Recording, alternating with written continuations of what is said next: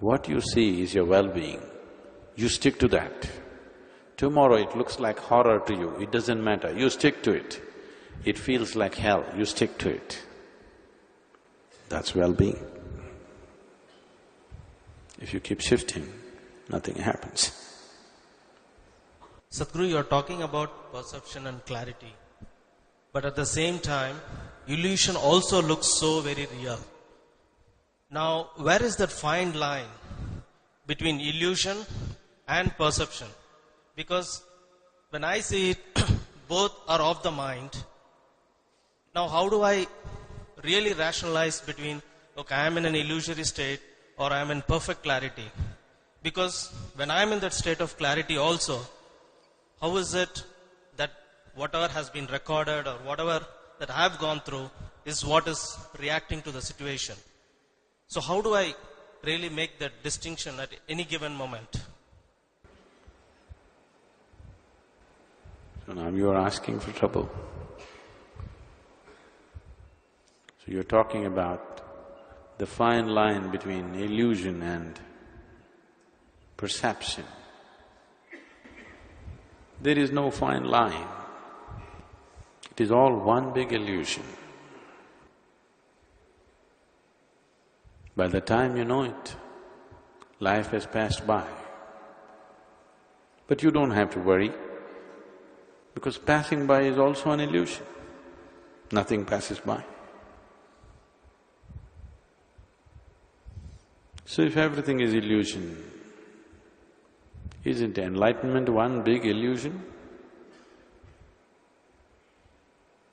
In a way it is. In a way it is. That's why I've been talking not about knowing, but about ignorance. I think I've been telling you in some of these programs, I've been telling people, earlier we used to make our brochures like this, from ordinary to extraordinary. Do this yoga and you will move from ordinary to extraordinary. People thought they are going to become very special. When they came in, after they enrolled, paid their money, before that we never said. After all that happened, then we told them, this is about becoming more ordinary than others, extraordinary. This is not about becoming special.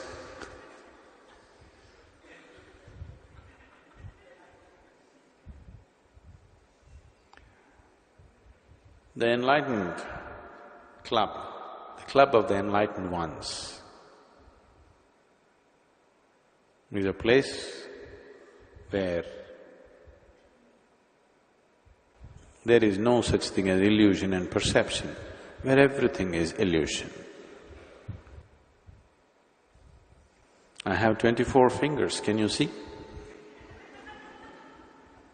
Why? Can you see or no? No? What can I do?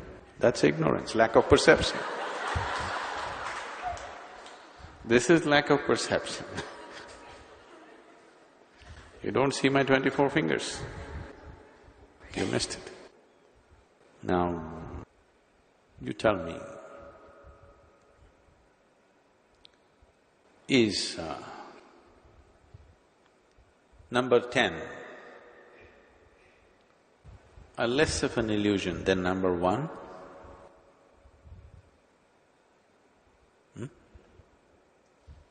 Is it? Is 100 a more of a reality than number 1?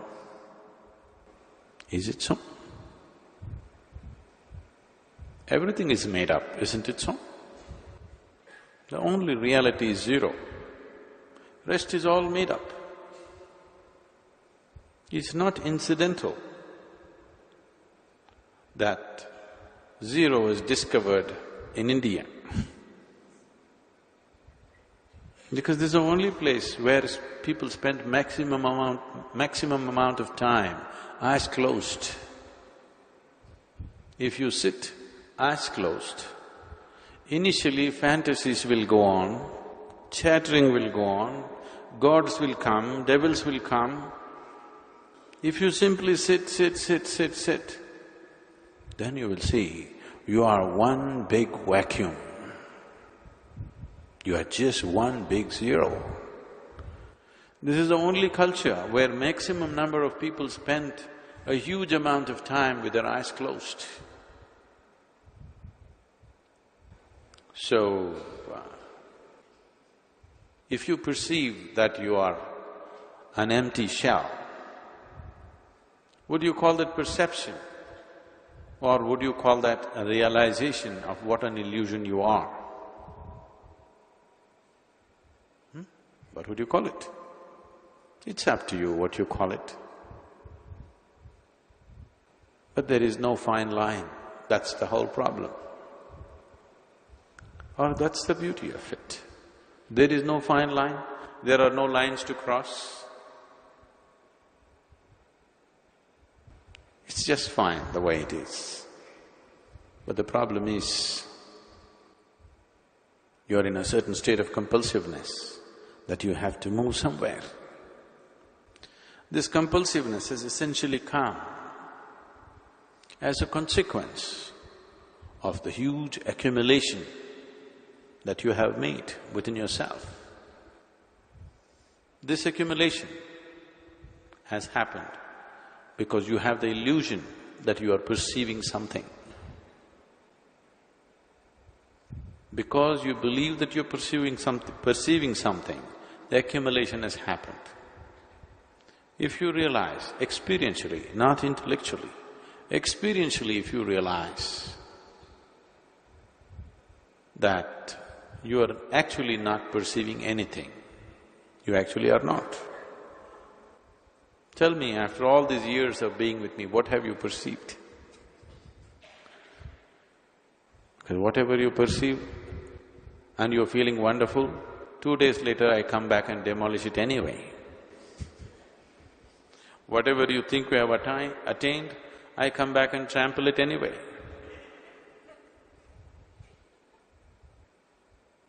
So what have you perceived in these many years? Slowly, you are beginning to make yourself comfortable in your ignorance. That's good. Because that's the only place you can be. And that's not some kind of damnation. That is the beauty and the mystery of life. If you become a total illusion. You are right now, but you don't know, you think you are something. Why? In so many ways we told this to you, in the Isha Yoga itself. We told you are nothing, but you said, I am a cobbler. I said, okay. Didn't we tell you you're nothing? In the introduction itself I told you that you're actually nothing. But then you said, no, I am a doctor, I am an engineer, I am this. I said, all right, let's play the game for some time. When we say you're a nothing, does it mean can nothing be perceived, or is it an illusion? Nothingness means non-existence. That means you're an illusion yourself. You are a make-believe happening. But when you say the illusion looks real, only illusion looks real. What else can? If you go to a cinema, don't you see people on the cinema screen, though they are only two-dimensional? All the great heroes that you have seen, and you may have joined the fan club, whether you are Rajinikanth club or Robert Redford club or whatever, all that you saw of them was just flat on the screen. They were not even three-dimensional, isn't it? Just a little bit of light playing, if you raised your hand a little bit, your hand would be there instead of his face. Isn't it so? Did you ever try that? Did you interrupt? You must do these things. If you raised your hand, the great hero's face would be gone and your hand would be there, isn't it? That's how fragile he was. But didn't he look larger than life? Don't you worship him today more than all the people around you who are flesh and blood? You only saw light and sound. But hasn't it become more real than the real? Isn't a cinema theater, what happens in the cinema, much more real than the reality of life? So illusion is always exaggerated. So it always definitely looks more real than the real.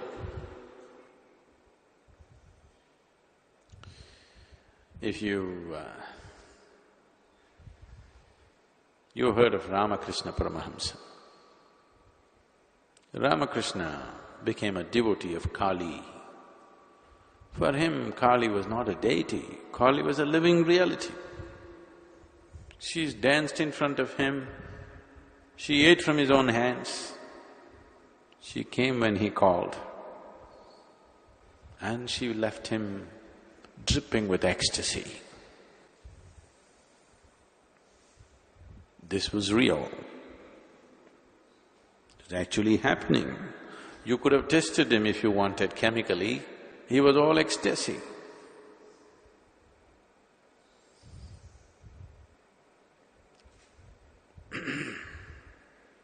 One day, he was sitting on the banks of Ganga, the Hooghly river, and a very great yogi, a rare yogi, very few like that have ever happened. Totapuri came this way because though Ramakrishna's body, mind and emotion was dripping with ecstasy, his being was longing to go beyond this ecstasy.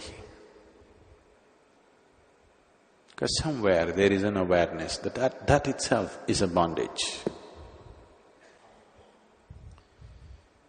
When I tell people simple things about their lives,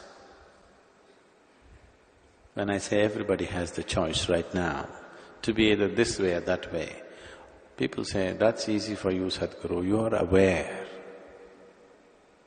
Tell me, who is not aware? Please look at yourself and see. Even in an extreme moment of emotion or anger, there is a spot of awareness even in you, isn't it so? Isn't it there? If it is not there, that means you've become pathologically ill. Otherwise, even in the most extreme moments of emotion within you, there is one dot of awareness.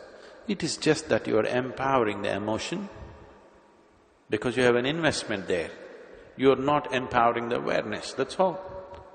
Have you ever had a situation in your life, there was not even a spot of awareness in you? It was always there. It is just that you did not invest on that. You're betting on the wrong horse. You're betting on the horse that you're used to, a known horse.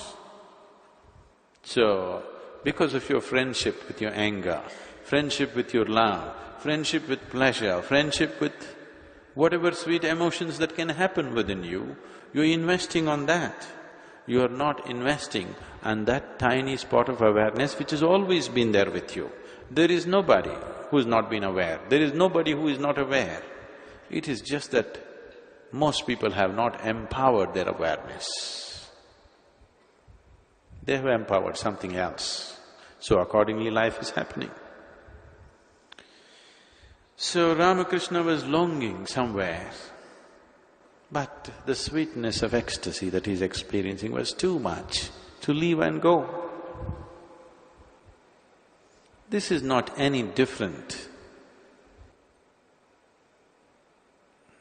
This shouldn't be misunderstood, but this is not any different from a drunkard being addicted to his drink, a drug addict being addicted to some substance. It is not any different. The only thing that is different is alcohol and drug may be damaging the system. This may not be damaging the system because this is internal. But the addiction is same, the attachment is same, the longing for that is same. And the limitation is also same. It's beautiful. There's no question about it. So, Ramakrishna, whenever he had contact with Kali, his object of devotion, he would be dripping with ecstasy and he was fine with that. He didn't want to leave the beauty of that and move on. So when Totapuri came, this transpired between them. Totapuri said, "This is very simple. You have the necessary energy. You just have to empower your awareness. You are empowering your emotion, you are empowering your body, you are empowering the chemistry within you. You are not empowering your awareness." So Ramakrishna said, "Okay, I will empower my awareness and sit like this." The moment he has a vision of Kali, he's again gone into uncontrollable states of love and ecstasy. Any number of times he sat down, but the moment he sees Kali, he just flies off. Then Totapuri said, "Next time Kali appears, you have to take a sword and cut her into pieces." Ramakrishna asked, "Where do I get the sword from?" Totapuri said, "From the same place where you get Kali from. If you're able to create a whole Kali, why can't you create a sword? You can do it. If you're able to create a goddess, why can't you create a sword to cut her? Get ready." Ramakrishna sat, the moment Kali came, he burst into ecstasy and forgot about the sword and the awareness and everything. So Totapuri told him, "You sit this time. The moment Kali comes, see here," he picked up a piece of glass and he said, "With this piece of glass, I am going to cut you. Where you are stuck, that I am going to cut. When I cut that, you create the sword and cut Kali down." So when Ramakrishna was just on the edge of ecstasy, when Kali appeared in his vision, Totapuri took a piece of glass and cut him really deep across his forehead. Then Ramakrishna created the sword and cut Kali down. And he became free from the mother and the ecstasy of feeding off her. And that's when he truly became a Paramahamsa. Till then, he was a lover, he was a devotee, he was a child to the mother goddess that he created. So, insects are getting closer to me than anybody. Who knows who he is? You don't know.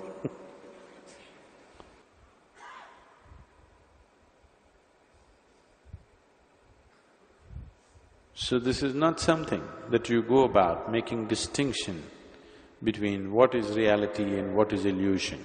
You don't do that. Whatever is happening within you, it doesn't matter what's happening within you. You keep your steering wheel straight. As I've been telling you for the last some time now, You keep your direction straight. Whatever is happening within you, it doesn't matter. You just gas it and gas it and gas it. As long as you're traveling straight, you just keep the throttle down. Illusion is happening, keep the throttle down. Reality is happening, keep the throttle down. You're hallucinating, keep the throttle down. Don't let go off the gas pedal. Just down and down and down, that's all. That's your business. Rest I will take care. Your business is to put your right foot down, not the other one. Just the right foot down all the time. See, left foot up, right foot down. If you put this down, this may touch the brakes or the clutch. Then you will simply rev in the same place, you won't go anywhere. All the time, a leaden foot down, whatever is happening. Illusion is happening, gas it. Reality is happening, gas it. God is happening, gas it. Devil is happening, gas it. You have to break through all of that. You don't think, okay, this is reality, let me settle down here, this is illusion, let me discard this. No. You just gas your way through all that. It doesn't matter. You don't try to decipher what is illusion, what is reality. The moment you try to do that, it'll become endless intellectual circus. Too much circus it will lead to, an endless circus and a purposeless circus because it'll not get you anywhere. It will make you look smart among people, but existence will see you as stupid because it doesn't open its doors for you. It doesn't matter how smart you are with people, how smart you are in the society. This existence will not open its doors, it will open its doors only to the smartest. And the smartest is also the dumbest. Really. So shall I be dumb? You can't be dumb, just say that. If you try to be dumb, you're trying to be smart, isn't it? Do you see this? Do you see you can't try to be stupid? If you're acting stupid, that means you're trying to be smart, isn't it so? You're being super smart. So you can't do that. That's why I say, always, whatever is happening, see that you're stupid, because you can't do that. You can't do nothingness, isn't it? You can do something, you cannot do nothingness. You can be a somebody, but you cannot be a nobody. I am a nobody is a great assertion of your somebodyness, isn't it? You can't do it. When you tire and simply sit quietly, it happens. Your effort has to tire, or you need phenomenal intelligence to go beyond effort. Right now, whatever is happening, you're only trying to get out of it. You're driving through the mountain, you're trying to get out of it. You're driving through wonderful plains, hurrying up to get out of it. All the time, gas pedal down. Wherever you are, however beautiful it is, as quickly as possible you want to get out of it. That should be your intention, always. However wonderful it is, you're in God's lap, you must be getting out of it as quick as possible. If you're doing that constantly, then you will get to that ultimate stupidity where you don't have to try to be smart. You've given up on that. Then you're at ease, absolute ease. Life is at ease. When this life comes to absolute ease, When the whole existence is wide open, no door is closed, everything is open. Just everything. Creation and creator is accessible to you simply because this has come to ease, total ease.